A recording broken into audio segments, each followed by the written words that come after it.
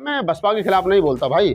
बसपा में जो गलत हो रहा है मैं उसके खिलाफ बोलता हूँ। बहन जी अपने पूरे जीवन में 4 लोगों को तैयार नहीं कर पाई क्या? बहन जी अपने जीवन में 2 लोगों को तैयार नहीं कर पाई। जो नेक्स्ट पीएम है वो नेक्स्ट बहन जी पिछले 20 साल से नेक्स्ट पीएम है, अभी तक वो पीएम की कुर्सी के आसपास नहीं आ पाई है। पीएम बनने के लिए काम करना पड़ेगा। ये पदाधिकारी जितने अंधभक्त बने घूम रहे हैं, इनको खुद चुनाव लड़ा दो तो ये खुद चुनाव हार जाएं। और मैं तो कह रहा हूँ आज की तारीख में जो बसपा के राष्ट्रीय उपाध्यक्ष हैं हमारे बड़े भाई आनंद जी, आकाश आनंद जी, तमाम बड़े बड़े पदाधिकारी वो खुद चुनाव लड़ें, दिल्ली में आकर लड़ लें, पता चल जाएगा कितने वोट मिलेंगे। 2006 में मान्यवर साहब की डेथ हुई और 7 में बहन जी की पूर्ण बहुमत की सरकार बनी बसपा की उत्तर प्रदेश के अंदर।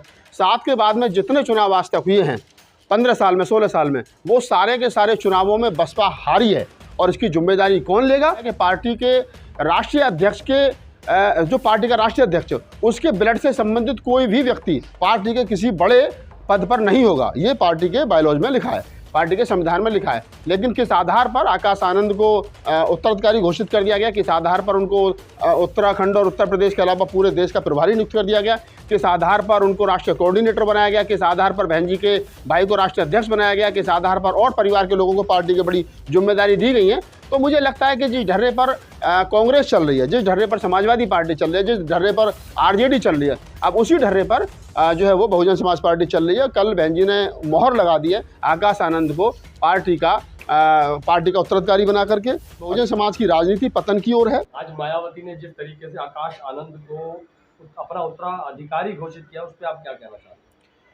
शुभकामनाएं बहुत बहुत कि जिस इंसान को जनता ने नकार दिया, जिस इंसान को छत्तीसगढ़, राजस्थान, मध्य प्रदेश के और तेलंगाना और अन्य जो 5 राज्यों में चुनाव हुआ और पिछले 4 साल से आकाश आनंद वहाँ लगे थे, युवाओं में जा रहे थे, काम कर रहे थे। और बहुजन समाज पार्टी को छत्तीसगढ़, राजस्थान और मध्य प्रदेश में पिछले चुनाव के अपेक्षा में इस बार लगभग 57% कम वोट पड़ा है। तो आप समझ सकते हैं कि जो इंसान पिछले 4 साल से काम कर रहा था और उसके काम करने का रिजल्ट ये है कि जो पिछली बार रिजल्ट था उससे भी 57% कम वोट पड़ा। तो इसका मतलब आकाश आनंद को छत्तीसगढ़, राजस्थान और मध्य प्रदेश के आवाम ने नकार दिया। और उसके बावजूद भी समीक्षा होनी चाहिए थी, पूछना चाहिए था कहाँ कमी रह गई, लोगों ने क्यों आकाश आनंद को नकार दिया। लेकिन उसके बाद में लखनऊ में तमाम पार्टी के बड़े कार्यकर्ताओं के, पदाधिकारियों के बीच बुला करके आकाश आनंद की पीठ थपथपाना, शाबाशी देना और पार्टी का उत्तराधिकारी घोषित कर देना। तो ये बहन जी का व्यक्तिगत मामला है, मायावती जी का, और उनके लिए साधुवाद, उनके विवेक के लिए साधुवाद। लेकिन मैं ये कहूँगा कि बहुजन समाज की राजनीति पतन की ओर है। लोकतंत्र में जितना मैं समझता हूँ कि उत्तराधिकार नाम की कोई चीज़ नहीं होती है। उत्तराधिकार ये कोई राजशाही नहीं है कि आप किसको अपनी कुर्सी पर किसी को बिठाएं। एक तरफ वो लोग जो लोग ये कहते हैं कि मान्यवर साहब काशीराम का नाम लेकर के, बाबा साहब डॉक्टर अम्बेडकर का नाम लेकर के, कि हमारे महापुरुषों ने कहा कि अब रानी की कोख से राजा पैदा नहीं होगा, मत पेटियों से राजा होगा। तो मुझे अच्छा लगता कि पार्टी में लोकतंत्र होना चाहिए था और लोकतांत्रिक तरीके से, लोकतांत्रिक ढांचे के तहत आकाश आनंद या किसी अन्य व्यक्ति को चुन करके आना आता तो अच्छा लगता। और दूसरी तरफ जितना मैंने बहुजन समाज पार्टी के बायलॉज को पढ़ा है उसमें स्पष्ट शब्दों में लिखा है कि पार्टी के राष्ट्रीय अध्यक्ष के जो पार्टी का राष्ट्रीय अध्यक्ष उसके ब्लड से संबंधित कोई भी व्यक्ति पार्टी के किसी बड़े पद पर नहीं होगा। ये पार्टी के बायलॉज में लिखा है, पार्टी के संविधान में लिखा है। लेकिन किस आधार पर आकाश आनंद को उत्तराधिकारी घोषित कर दिया गया, किस आधार पर उनको उत्तराखंड और उत्तर प्रदेश के अलावा पूरे देश का प्रभारी नियुक्त कर दिया गया, किस आधार पर उनको राष्ट्रीय कोऑर्डिनेटर बनाया गया, किस आधार पर बहन जी के भाई को राष्ट्रीय अध्यक्ष बनाया गया, किस आधार पर और परिवार के लोगों को पार्टी की बड़ी जिम्मेदारी दी गई है। तो मुझे लगता है कि जिस ढर्रे पर कांग्रेस चल रही है, जिस ढर्रे पर समाजवादी पार्टी चल रही है, जिस ढर्रे पर आरजेडी चल रही है, अब उसी ढर्रे पर जो है वो बहुजन समाज पार्टी चल रही है। कल बहन जी ने मोहर लगा दी है आकाश आनंद को पार्टी का उत्तराधिकारी बना करके। और क्या खूबी उन्होंने देखी है, कैसे देखा है, क्या उपलब्धि आकाश आनंद की अभी तक रही है पिछले 4 साल में। मैं समझता हूं कि 2018 में पहली बार आकाश आनंद पब्लिक में आए थे और 18 से लेकर के और अभी तक लगभग 5 साल में, 4 साल में क्या उपलब्धि आकाश आनंद की रही है। मैं तो पहले भी कहा था कि आकाश आनंद को अगर राजनीति करनी है, लोग कहते हैं कि अगर आकाश आनंद को राजनीति करनी है तो वो किस पार्टी में जाएंगे, बीजेपी में जाएंगे, कांग्रेस में जाएंगे। मैं कहता हूँ बिल्कुल आप राजनीति करिए, लेकिन राजनीति करने का मतलब है कि आपको चुनाव लड़ना चाहिए। अगर आकाश आनंद छत्तीसगढ़, राजस्थान, मध्य प्रदेश देख रहे थे तो आकाश आनंद को चाहिए था कि वो राजस्थान या मध्य प्रदेश से कहीं से एक चुनाव लड़ते, कितने वोट पड़ते, कितने वोट नहीं पड़ते तो पता चलता। लेकिन जिन लोगों को उन्होंने चुनाव लड़ाया, समाज ने उनको, उनके प्रत्याशियों को नकार दिया। उसके बावजूद भी बहन जी ने इनाम के तौर पर उनको पार्टी का उत्तराधिकारी घोषित कर दिया। मैं निश्चित रूप से कह सकता हूँ कि पार्टी पतन की ओर है। और कोई चमत्कार ही हो जाए तो मैं कहता नहीं हूँ। अगर बहुजन समाज पार्टी 2024 का चुनाव अपने बल और बूते पर लड़ी, जिसको बहन जी अक्सर कहती है कि अपने बलबूते पर हम लोग चुनाव लड़ेंगे, तो मैं कहता हूँ कि 5 या 4% वोट रह जाएगा। और दलित समाज ने जिस प्रकार 2022 में बहुजन समाज पार्टी को नकार दिया, उसी प्रकार खास तौर से जाटव चमार ने नकार दिया बसपा को। और मेरे पास एक एक सीट का विश्लेषण अगर कोई मुझसे बहस करना चाहे तो मैं इसके लिए तैयार हूँ कि 2022 के विधानसभा चुनाव में जहाँ जाटव और चमार का वोट था 1 लाख, वहाँ पार्टी को 15,000 और 16,000 वोट पड़ा। तो उसके लिए जो पार्टी के पदाधिकारी उनको तैयार रहना चाहिए कि अब आकाश आनंद के नेतृत्व में पार्टी तरक्की करेगी और पतन की ओर जाएगी। आपको नहीं लगता कि हर बार आप पे आरोप लगते हैं कि आप हमेशा बीएसपी के विरोध में बोलते हैं, कहीं ना कहीं बीएसपी का विरोध करते हैं? देखिए, मैं कोई बसपा का पदाधिकारी तो हूँ नहीं। मैं कोई बसपा के बहन जी ने बुलाया था 2022 में, गया था, फोटो खिंचवाई थी उनके साथ बैठ करके, चाय कॉफ़ी पी थी, नाश्ता किया था। उन्होंने थोड़ी जिम्मेदारी दी थी, अपनी जेब से 10-15 लाख रुपए खर्च करके जिम्मेदारी निभाई। रिजल्ट हमको पता था क्या होना, हम अपने यहाँ चले आए। अगर हमारे घर में आग लगी है, मेरे घर में आग लगी है और मेरे घर की आग को मुझे बुझाना है, और या फिर जो आदमी घर का मुखिया है उसे बुझाना है, और मैं शोर मचा रहा हूँ कि आग लग रही है उसको बुझाओ, और लोग कहेगा नहीं ये तो गलत बोल रहा है, झूठ बोल रहा है, और सब कुछ आपके सामने जल करके खाक हो रहा है, सब कुछ आपके सामने समाप्त हो रहा है। तो मुझे जो लोग मेरे ऊपर ये आरोप लगाते हैं कि राहुल नागपाल बसपा के खिलाफ बोलता है, मैं बसपा के खिलाफ नहीं बोलता भाई। बसपा में जो गलत हो रहा है मैं उसके खिलाफ बोलता हूँ। 2006 में मान्यवर साहब की डेथ हुई और 7 में बहन जी की पूर्ण बहुमत की सरकार बनी बसपा की उत्तर प्रदेश के अंदर। 7 के बाद में जितने चुनाव आज तक हुए हैं 15 साल में, 16 साल में, वो सारे के सारे चुनावों में बसपा हारी है। और इसकी जिम्मेदारी कौन लेगा?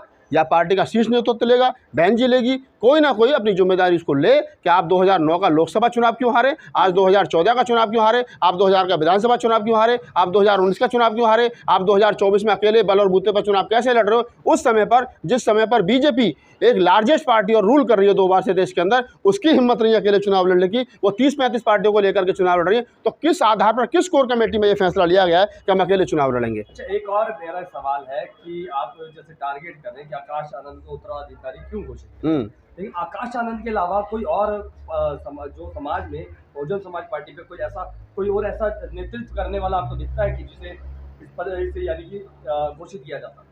मान्यवर साहब काशीराम अपने समय पर जब वो सक्रिय राजनीति में थे तो उन्होंने 1000 आदमी तैयार किए जो उस कुर्सी पर बैठ सकते थे।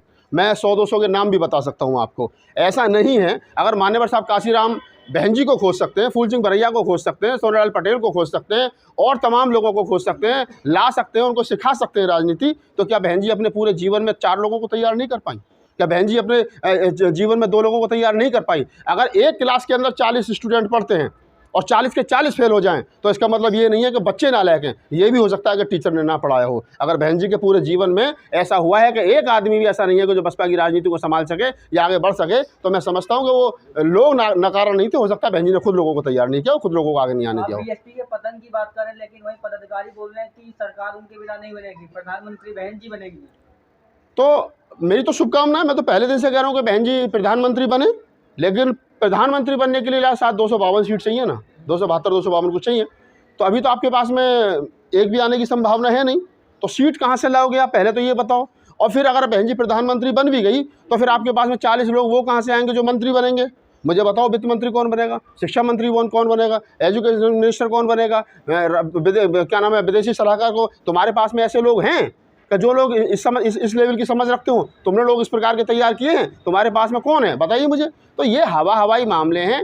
3 प्रकार के पीएम होते हैं, हम तमाम लोग कहते हैं पीएम, नेक्स्ट पीएम, ठीक है। और क्या नाम है, जो नेक्स्ट पीएम है वो नेक्स्ट, बहन जी पिछले 20 साल से नेक्स्ट पीएम है, अभी तक वो पीएम की कुर्सी के आसपास नहीं आ पाई हैं। पीएम बनने के लिए काम करना पड़ेगा। ये पदाधिकारी जितने अंधभक्त बने घूम रहे हैं, इनको खुद चुनाव लड़ा दो तो ये खुद चुनाव हार जाएं। और मैं तो कह रहा हूँ आज की तारीख में जो बसपा के राष्ट्रीय उपाध्यक्ष हैं हमारे बड़े भाई आनंद जी, आकाश आनंद जी, तमाम बड़े पदाधिकारी वो खुद चुनाव लड़ें, दिल्ली में आकर लड़ लें, पता चल जाएगा कितने वोट मिलेंगे। ये कह देने से कि जी नेक्स्ट पीएम बहन जी और नेक्स्ट पीएम जी और नेक्स्ट पीएम नारा देकर के खुश हो, अच्छी बात है, लेकिन जमीन पे आपका कितना काम है, ये विश्लेषण का विषय है। अच्छा, एक और सवाल है कि क्या विकल्प है? आपने बहन जी को तो एक सिरे से नकार दिया कि वो पतन की औरत, तो दूसरा कौन सा विकल्प है जो अभी राजनीति में कोई बहुजन समाज के पास में विकल्प नहीं है। जब तक बहन जी हैं तब तक दूसरा आदमी खड़ा नहीं हो सकता। आपने उत्तर प्रदेश में, छत्तीसगढ़, राजस्थान, मध्य प्रदेश में देखा, चंद्रशेखर को भी देखा और तमाम लोगों को देखा। अभी बहुजन समाज का, खासतौर से शेड्यूल कास्ट में भी चमार का वोट शेड्यूल कास्ट में भी चमार के अलावा कुछ बचा नहीं है। बाकी सारी चाहे वो खटीक है, चाहे वो पासी है, चाहे वो धानक है, एक का दुक्का को छोड़ करके सारी की सारी जातियाँ बीजेपी में शिफ्ट हो गई हैं। चमार जाटव जो है वो अकेला बचा है, और चमार जाटव भी अब कांग्रेस की तरफ देख रहा है। और उन्होंने पिछली बार भी उत्तर प्रदेश के अंदर गठबंधन को वोट दिया, सपा को वोट दिया था। मैं सीटों के नाम बता सकता हूँ जहाँ जहाँ वोट पड़ा है। तो बसपा को छोड़ करके लोग जाने के मूड में हैं। उनका जो अपना कैडर वोट है वो उनके साथ नहीं है। तो आप जो विकल्प की बात करें तो राजनीति में अभी कोई विकल्प नहीं है। शेड्यूल कास्ट का वोट इधर उधर भटकेगा। 10-5 साल शेड्यूल कास्ट की राजनीति खराब होगी, राजनीतिक पार्टी कोई उसके लिए तैयार नहीं है, आगे नहीं आ रही है। हो सकता है लोग कांग्रेस में शिफ्ट हो जाएं। वो आपको नहीं लगता कि चंद्रशेखर के साथ लोगों की बड़ी उम्मीदें जुड़ी हैं? चंद्रशेखर कहीं ना कहीं पकड़ बनाते हुए दिख रहे हैं। देखिए, चंद्रशेखर का जहाँ तक सवाल है, चंद्रशेखर को भी लोग नेता स्वीकार नहीं कर रहे हैं। उसको एक अच्छा योद्धा स्वीकार कर सकते हैं, उसको एक अच्छा लड़ाका स्वीकार कर सकते हैं, लेकिन नेता के लिए भी उतनी समझ चंद्रशेखर में, उनके आसपास के लोगों में नहीं है कि वो समाज नेता स्वीकार करें। धन्यवाद।